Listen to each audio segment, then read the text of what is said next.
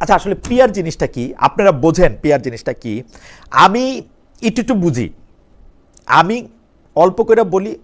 আসলে দেখেন, পিয়ার হইলে আপনি আপনার সংসদীয় আসন, ধরা যাক সেইটা হচ্ছে বাংলাদেশ 123 নাম্বার বাংলাদেশ সংসদীয় আসনের মধ্যে যে আপনি ভোটটা দিবেন, ভোটটা আপনার প্রার্থীর আসলে দিবেন না, আপনার দলরে দিবেন।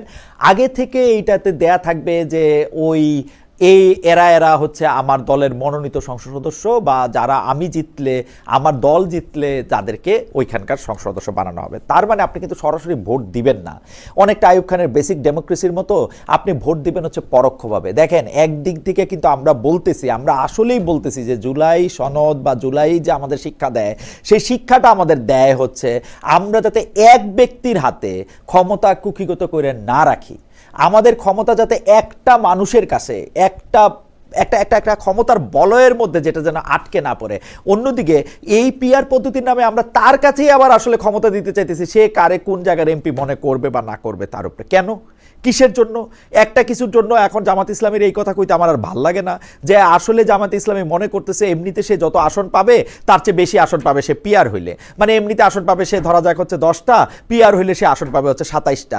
এই একটা কারণ ছাড়া জামায়াতের মতো বুদ্ধিমান, কৌশলী এবং যুক্তিবাদী দলের পিআর চাওয়ার আর কোনো, অন্ততপক্ষে নিম্নকক্ষে পিআর চাওয়ার আর কোনো কারণ আমি আসলে দেখি না। একই রকম কথা এই মানে প্রফেসর সলিমুল্লাহ খান, যাকে গণবুদ্ধিজীবী বলা হয়, তিনিও বলেছেন পিআর পদ্ধতি হলে প্রার্থীকে নয়, আমি তাকে কোট করছি, দলকে ভোট দিতে হবে।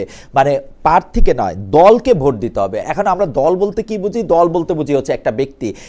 মানে এটা তার কোট না, তার কোটটা আসলে আগে পুরোপুরি পড়ে নেই। তার কোটটা হচ্ছে পিআর পদ্ধতি হলে প্রার্থীকে নয়, দলকে ভোট দিতে হবে। এতে করে পার্টির নেতার হাতে ক্ষমতা কুক্ষিগত করার বিষয়টি আরও বৃদ্ধি পাবে, শীর্ষ নেতাদের মনোনয়ন বাণিজ্যের সুযোগও বাড়বে।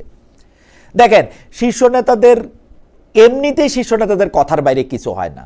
এরপরে যদি আপনি পিআর পদ্ধতি করে উনি কারে মনোনয়ন করবেন, তিনি এমপি হয়ে আসবেন, এইটা যদি আপনি পাশ করেন, তাহলে এইটা আপনি মানে আপনি এটা নিয়ে কি করবেন আমি জানি না।